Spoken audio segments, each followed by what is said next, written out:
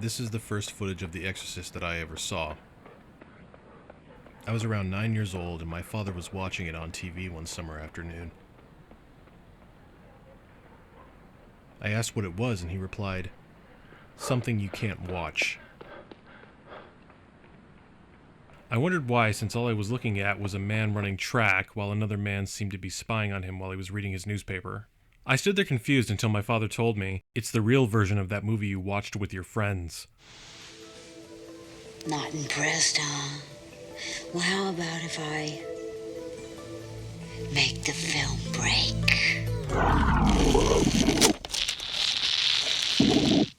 I was raised Catholic, so of course I knew what The Exorcist was.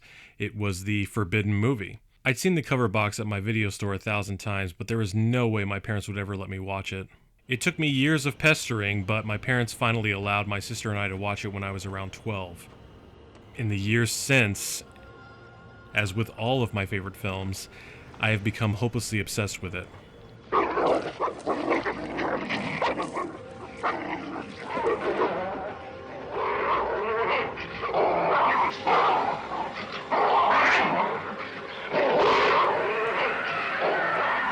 Director William Friedkin and producer-author William Peter Blatty shared many disagreements during production, but were aligned on the main themes of the story being the mystery of faith and the nature of evil.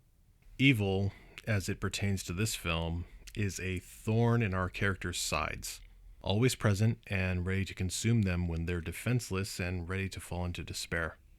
Chris MacNeil, Regan MacNeil, and Father Damien Karras are ripe with despair, and consequently ripe for the picking. Each of them are coping with a tremendous amount of guilt. Chris's guilt comes from the negative influence her ongoing divorce is having on her daughter. Regan feels the same guilt that children of divorce often feel, that it's somehow all their fault.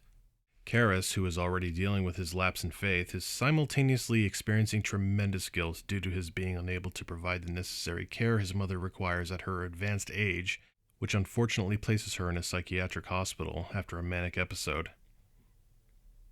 She dies soon after. Guilt is the key that this particular evil uses to descend upon these individuals, and it ultimately brings them all together, which is a fascinating paradox if you think about it. If the demon is all-knowing and all-seeing, does it not also anticipate its own defeat? That is chaos. And evil is chaos. It's not here to indirectly teach these characters a lesson so that they can live better lives. It's here to mock them. Oh, you love your cute little girl with all your heart? Well, now she's rotting meat. And she's mine. And I'm going to lasciviously sexualize her, make her commit murder, and teach her things that she couldn't possibly understand at her age. And I could kill her at any time, but right now, I'm just having too much fun corrupting your innocent little girl while you watch helplessly. The demon tells Karras that freeing itself from its bonds would be a vulgar display of power. After we see the demon strapped to the bed, we see it roaming about freely, watching over Lieutenant Kinderman. It can free itself at any time. This clandestine mischief is what truly continues to haunt me about The Exorcist. From the extraordinary opening sequence in Iraq, the evil silently watches over Father Merrin through multiple human vessels.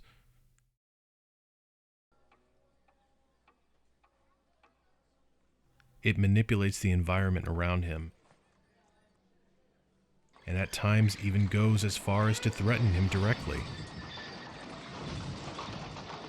The crucifix that Chris finds under Regan's pillow, which was probably boosted from the church the demon defiled, moves from room to room with abusive purpose. Kinderman finds an idol, possibly one of Regan's crafting, at the foot of the dreaded Georgetown stairs, similar to the one that Father Merrin previously unearthed. The demon's power is acknowledged and compartmentalized as Merrin prepares Karras for the exorcism. Especially important is the warning to avoid conversations with the demon. We may ask what is relevant, but anything beyond that is dangerous. He's a liar. The demon is a liar. He will like to confuse us. But he will also mix lies with the truth to attack us. The attack is psychological, Damien. And powerful. So don't listen. Remember that. Do not listen. I think it might be helpful if I gave you some background on the different personalities Reagan has manifested. So far, I'd say there seem to be three. She's convinced that There's only one.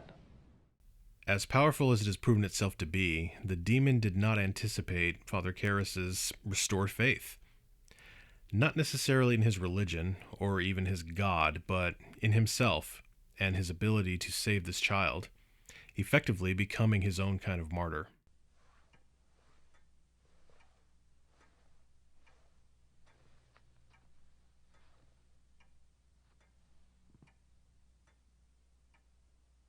Is it over?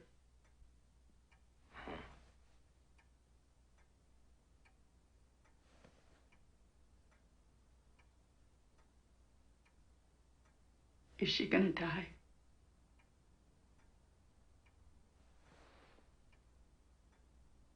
No.